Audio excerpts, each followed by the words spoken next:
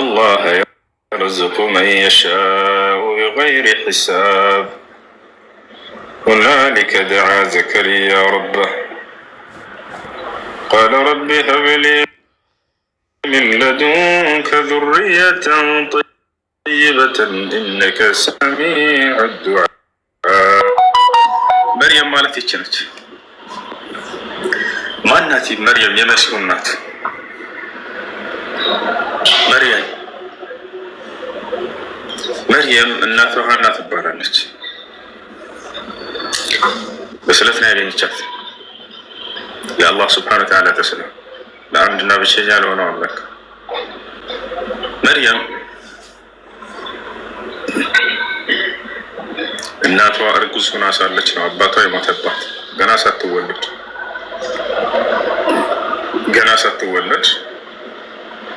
አባቷ ሞተባት። አባቷ ማን ነበር? አባቷ የመስጂድ አልአቅሷ ኢማም ነበር፣ መሪ ነበር። የመርየም አባት አላህ በቁርአን ላይ ተገልጾታል። በእርሱ ስም የቁርአን ምዕራፍ ሰይሟል። በማርያም ስም የቁርአን ምዕራፍ ሰይሟል። አልዕምራን ሶስተኛው ምዕራፍ በቁርአን ላይ የመርየም አባት ስም ነው።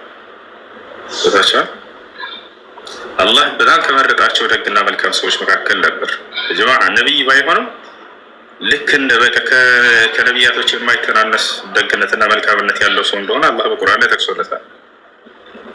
إن الله اصطفى آدم ونوحا وآل إبراهيم وآل عمران على العالمين كعلمات كمرتكاቸው መልካም ሰዎች መካከል ብሎ ጠቅሶታል። እሱ ማን? የመርየም አባት የመስጂድ አልአቅሷ ኢማም ነበር፣ መሪ ነበር። በእርሱ ዘመን የነበረ ነብይ ያለው ያው ዘከሪያ አለይሂ ሰላም እና የመርየም አባት በአንድ ጊዜ ነበር። ጓደኛ ነበሩ። ዘከሪያ ነብይ ነው።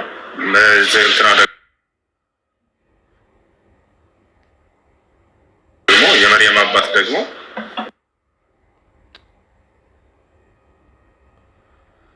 የመስጂድ አልአቅሷ ኢማም ነው፣ መሪ ነው።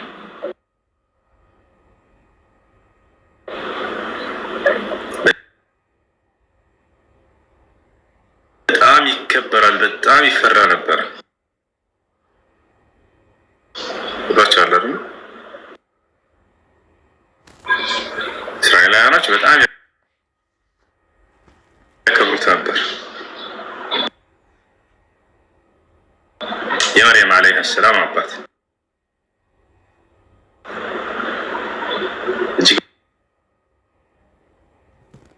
በጣም ደግና መልካም ሰው፣ በጣም አላህን የሚገዛ ሰው ነበር። በጣም አላህን የሚፈራ ሰው።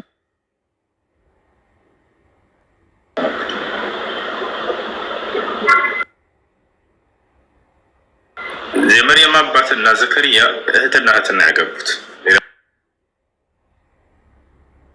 ነገር ታውቁ ይገባል። የመርየም አባትና ዘከሪያ አለይሂ ሰላም እህትና እህቶችና ያገቡት ጓደኛ ናቸው። እነሱ እህትና ያገቡት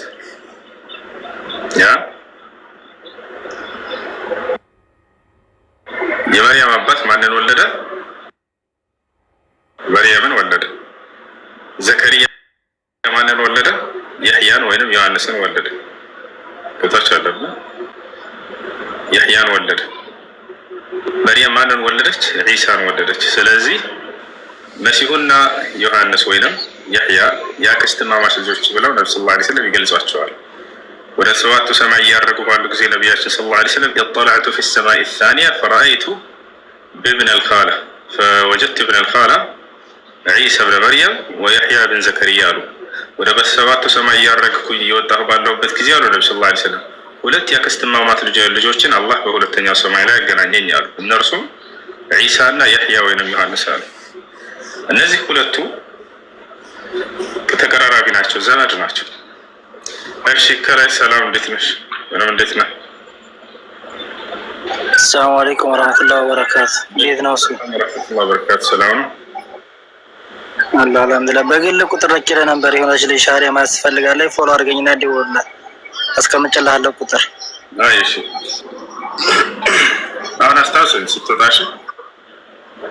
እሺ አታውጥኝ ጋር እሺ። እና እንደዚህ መሆናቸውን ካወቃችሁ መርየም ዓለይሃ ሰላም አባቷ የመስጂድ አልአቅሷ የቤተ አልመቅደስ መሪ ነበር፣ ኢማም ነበር፣ አሰጋጅ ነበር። ዘከሪያ ዓለይሂ ሰላም በእርሱ ዘመን የነበረ ደግና መልካም ሰው ነበር። ይወጣቸዋል። ይህ ሰውዬ የዘከሪያ ዓለይሂ ሰላም ነቢይ ናቸው። የመርየም አባት ደግሞ የመስጂድ አልአቅሷ ኢማም ናቸው፣ መሪ ናቸው። መርየም ተረግዛ እያለች እናቷ ሀና አርግዛት አባቷ ሞተ። ገና መርየም ሳትወለድ ገና አባቷ ሞተ። በዚህ ጊዜ የመርየም እናት ሀና ልጇ ወንድ እንዲሆንላት ልክ እንዲሁ ደግሞ ልክ እንደ አባቱ እንደ ዕምራን የመስጂድ አልአቅሷ መሪ ኢማም እንዲሆንላት አገልጋይ እንዲሆንላት ተመኘችና ስለተፈጠሳለች። ይህን በወዴ ውስጥ ያለውን ልጅ ለአንተ ብቻ አገልጋይ እንዲሆን ከምድራዊ ጥቅም የራቀ አድርጌ ለአንተ ተስየዋለሁ ብላ ተናገረች። إذ قالت امرأة عمران ربي إني نذرت لك ما في بطني محررا فتقبل مني تقبلني عليك تسألش لله إنك أنت السميع العليم أنت سميناك يهون كنهن عليك ከዚያ በኋላ እሷ የተመኘችው ወንድ እንዲሆን ላት ልክ እንደ ባሏ የመስጂድ አልአቅሷ መሪ እንዲሆን ነበር። ነገር ግን አላህ ሴት ልጅ ነው የሰጣት። ማን ተወለደች? ሴት ልጅ ተወለደች። ፈለማ ወضعتها በወለደቻትም ጊዜ አላምላካችን قالت ربي إني وضعتها أنثى ደነገጠች።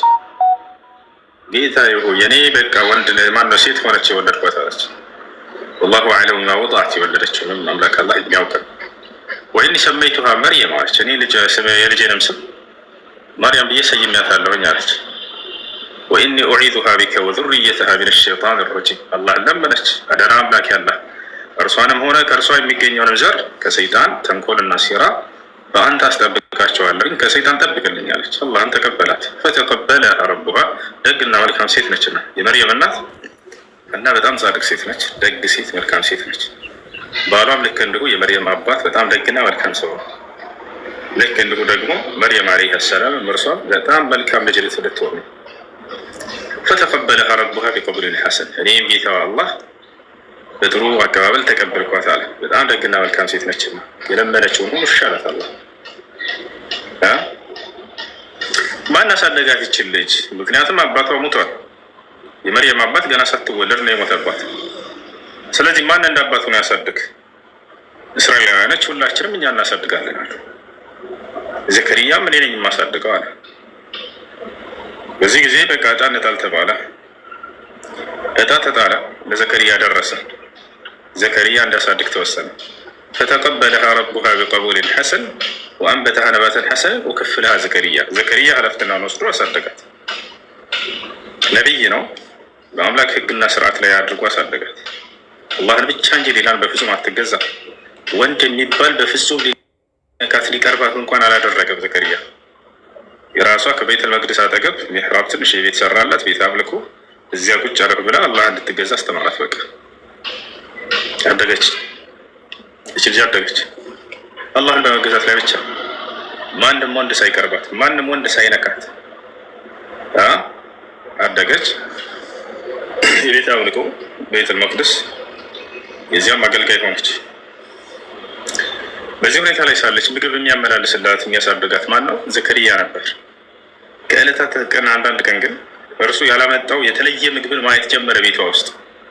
ኩለማ ደኸለ ዐለይሃ ዘከሪያ ሚሕራብ ወጀደ ዐንደሃ ሪዝቃ ከእርሷ ዘንድ የተለየ ሲሳይ ማየት ጀመረ። የሚገርም ምግብ፣ ምድር ላይ የሌለ ምግብ። በጣም ደነገጠ ዘከሪያ። ቃለ ያ መርየም አና ለኪ ሃዛ፣ ከእርሷ ዘንድ ማንም ወንድ እንደማይገባ ያውቃል። ማን ነው ይሄ ምግብ ያመጣልሽ አላት። ቃለት ሁወ ሚን ዒንዲላህ፣ ይህማ ከአላህ ዘንድ ነው አለች።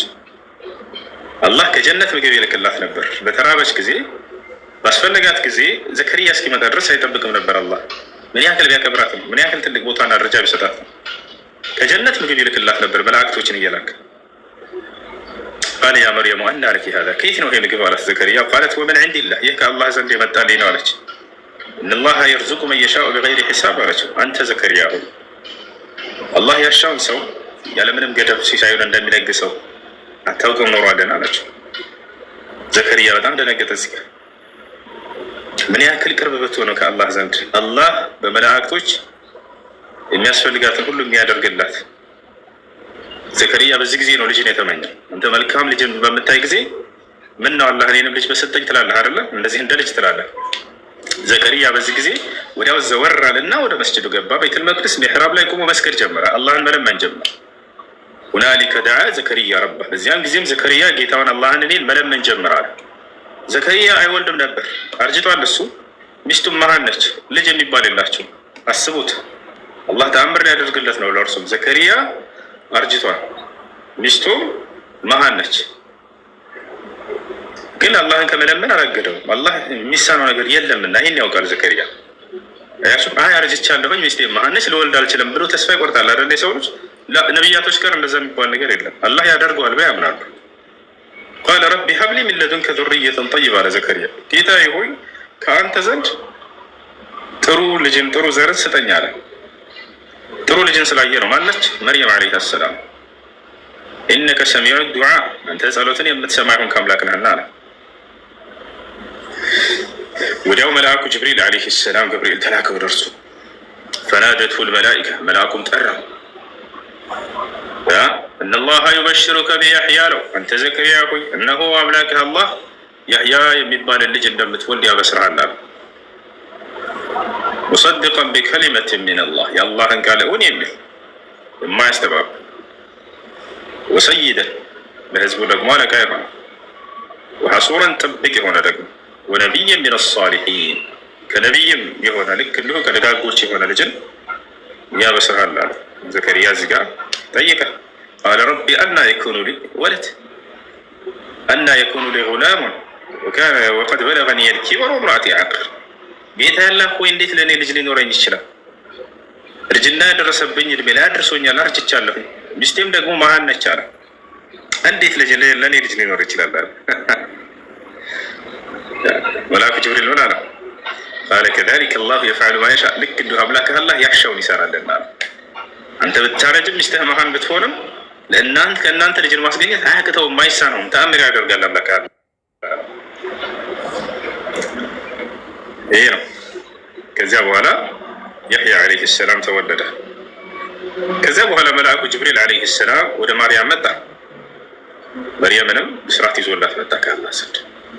መጀመሪያ ግን ባለችበት አቋም እንድትበረታ አላህን በመገዛት ላይ እንድትጸና ነገራት። ከአላህ ዘንድ ያላትንም ደረጃ ቀድሞ ነገራት። ከዚያ በኋላ ለእርሷ ስለሚሰጣት ተአምራዊ የሆነ ልጅ ያለ ወንድ ግንኙነት ልጅ ከእርሷ እንደሚወለድም ያበስራታል። መጀመሪያ ሲመጣ ምን አላት? ወኢዝ ቃለት ልመላኢካ፣ መልአኩም ባለ ጊዜ አስታውስ፣ ያ መርየም አንቺ መርየም ሆይ አላት። ኢነላህ አስጦፋኪ፣ እነሆ አምላክሽ አላህ መርጦሻል፣ አንቺ ወጠሀረኪ፣ አንጽቶሻል፣ ንጹህ ነሽ መርየም። ማንም ወንድ በህይወት ዘመኗ ጫፏን አልነካትም። ወስጠፋኪ ዐላ ኒሳኢ ልዓለሚን፣ እነሆ ከዓለማት ሴቶችም ሁሉ በጽድቅ ተመርጠሻል ተባለች። አላህ መርጦሻል፣ አንጽቶሻል፣ ከዓለማት ሴቶችም በጽድቅ የተመረጥሽ ሴት ነሽ አላት።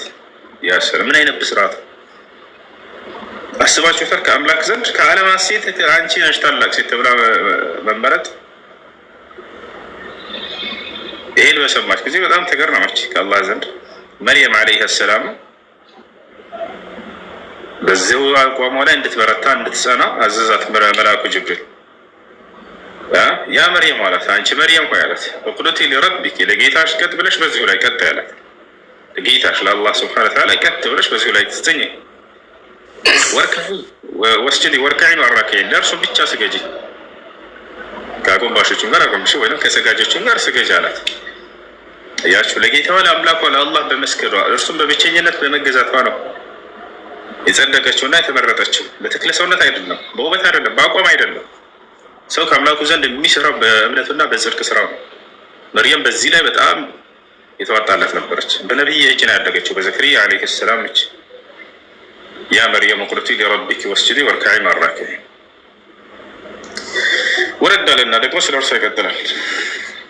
ወኢዝ ቃለት ልመላኢካ፣ መልአኩን ባለ ጊዜ አስታውስ ያ መርያም አንቺ መርያም ሆይ አላት ኢነላሀ ዩበሽሩኪ እነሆ አምላክሽ አላህ ያበስርሻል አላት። በምን ቢከሊመትን ሚንሁ እስሙሁ ልመሲሑ ዒሳ ብኑ መርየም ዒሳ የሚባል ልጅ እንደምትወልጂ ከእርሱ በሆነ ቃል እነሆ ያበስርሻል ተባለች።